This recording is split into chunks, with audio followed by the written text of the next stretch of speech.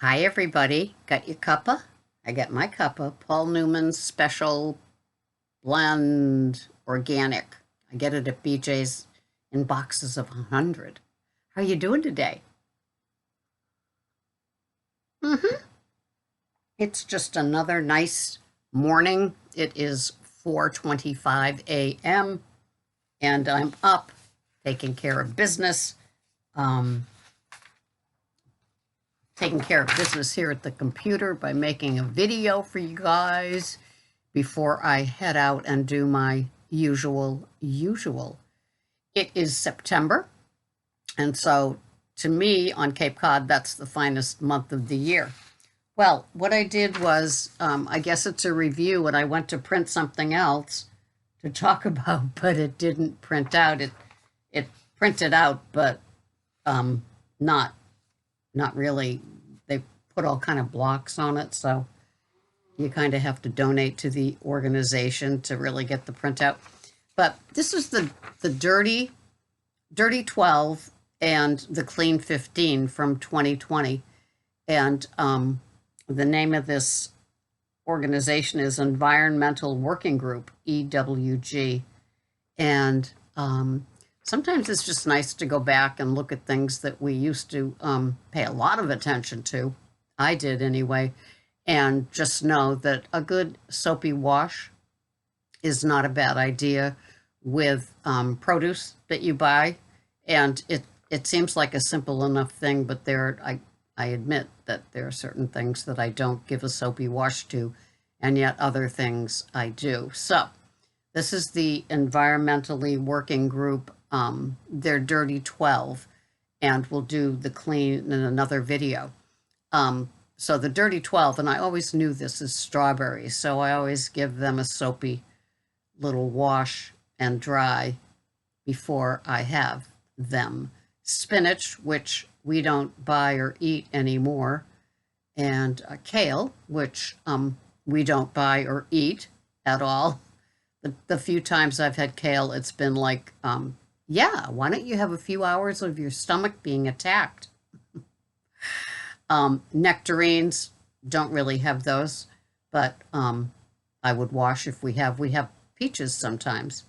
Apples don't have, but definitely would wash them. Grapes, don't have them anymore, but I would. Peaches, yes. Cherries, yes. Pears, yes. And I don't wash the pear until the day I'm going to have it. It does something funky to the skin. It seems rather thin. And so unless I'm going to have it that day, I wouldn't wash it. Tomatoes, yes, I wash Greg's tomatoes. Celery, yes, I wash my celery, even though it's organic. And potatoes, yes, I wash them. And I, I guess you can call me guilty. I don't really wash the blueberries or raspberries or blackberries that I give Greg, but maybe I should, but I don't. And I wash other things like the lemons that I have in my warm water and things like that. So it's just, those are the dirty 12 as of 2020. It's the phosphates that you don't want. It's the stuff that's put in the pesticides that's not good for us. And so to just give it a little wash. Some people even wash their meat before they have it and then pat it dry. And I know now with COVID, some people even wash the outsides of bags and boxes that they bring into the house. So it's a whole new world out there, and we do what we do to stay safe and just do what little we can. So I was just reading my phone, and it was reading my phone, and it was talking about the additions that some of us could put into our coffee.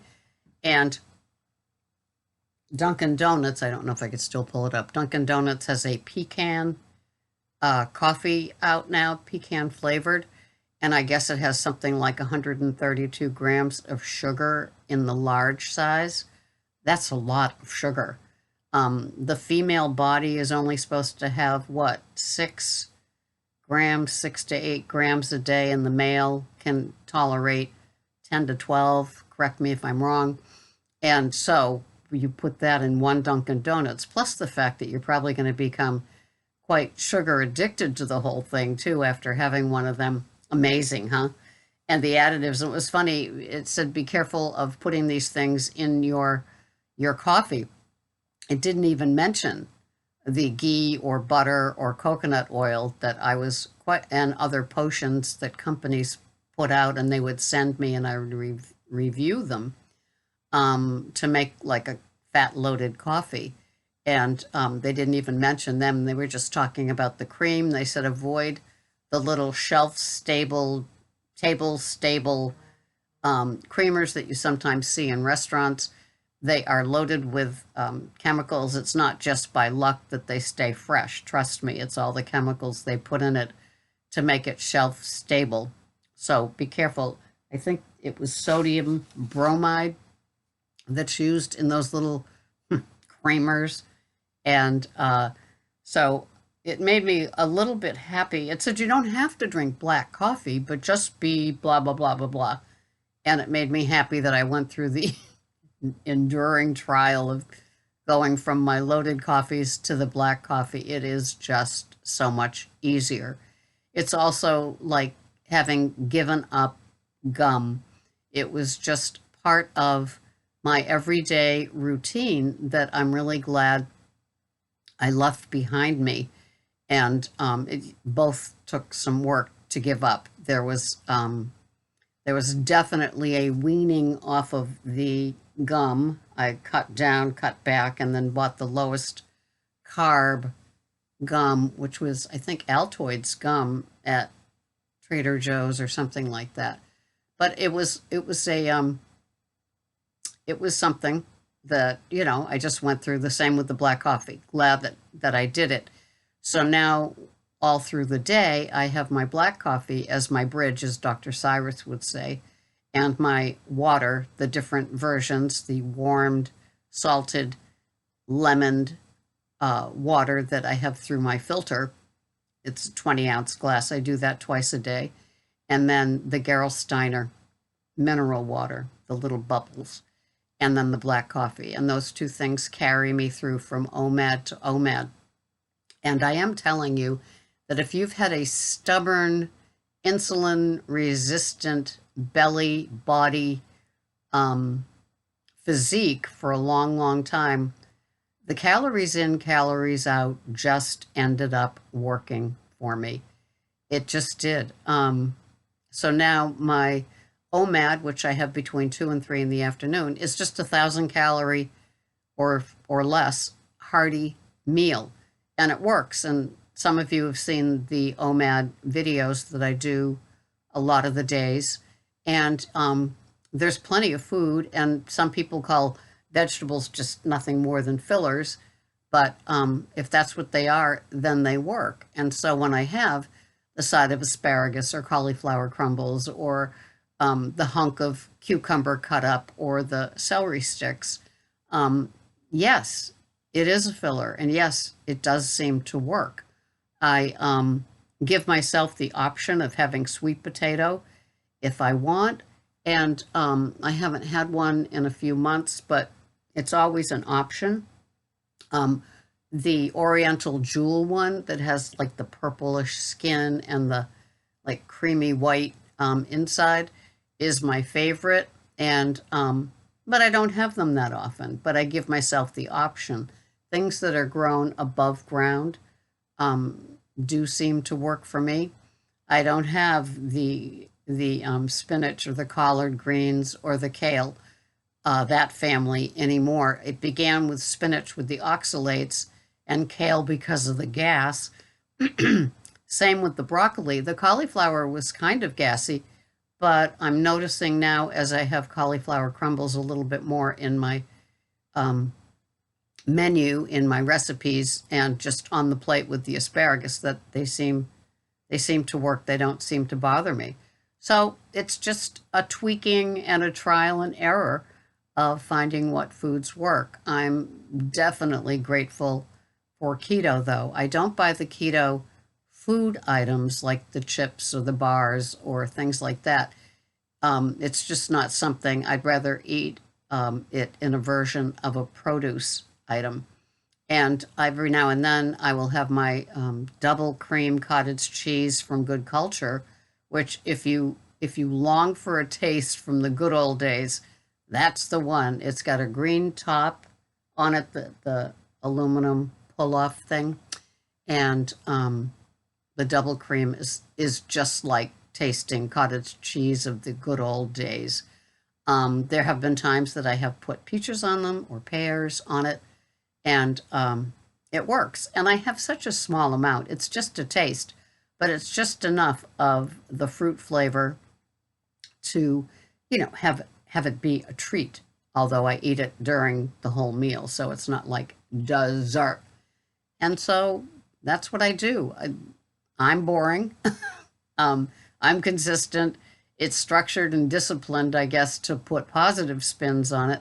But it is, it's plain Jane, although I do like crushed hot peppers on certain things.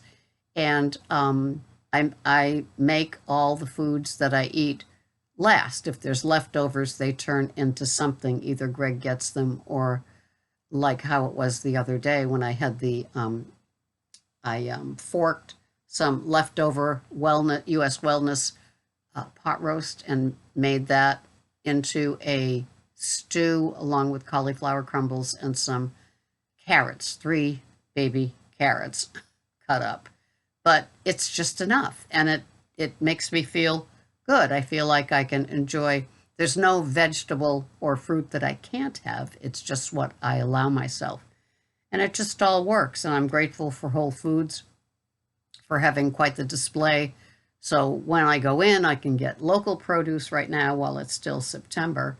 And then their organic selections are great. I get the organic coleslaw mix. That doesn't affect me like lettuce did, so I can still have a semblance of a salad with my meal. And I like that a lot. I do. I miss the salads. I used to have huge ones, if you used to watch me, with no effect whatsoever in my gut. And then one day, my gut said, no, girly, no, you're not having big ass salads anymore. Okay. So a day at a time, I'm just getting it done. But if you really want to work on, if you've got an older metabolism like me and you've tried everything from here to Kalamazoo and with keto foods and still nothing much has happened, having the keto foods be under 1,000 calories, 1 meal a day has been the difference for me, just for me. But if you haven't tried it, don't knock it, because it could be the answer for you too. You don't know till you try, right? And I'm always delighted to hear how people have movement with their weight loss after a long, long plateau. Those are brutal because you kind of think that's it, game over, but you can push forward. And it happened for me once I lowered my calories. Sorry, all of you scientists that put together what works and what doesn't. It's calories in, calories out for this old metabolism. Thanks so much for watching. This has been Sarah, Pearls of Wisdom and Food, with my keto lifestyle. I'm so glad you're here. Thanks for being here, and thanks for commenting if you haven't in a while, or you're doing it for the first time. It's great to hear from you, all you people that weren't letting me know you were watching. That was great. Thanks for being here. Bye-bye for now.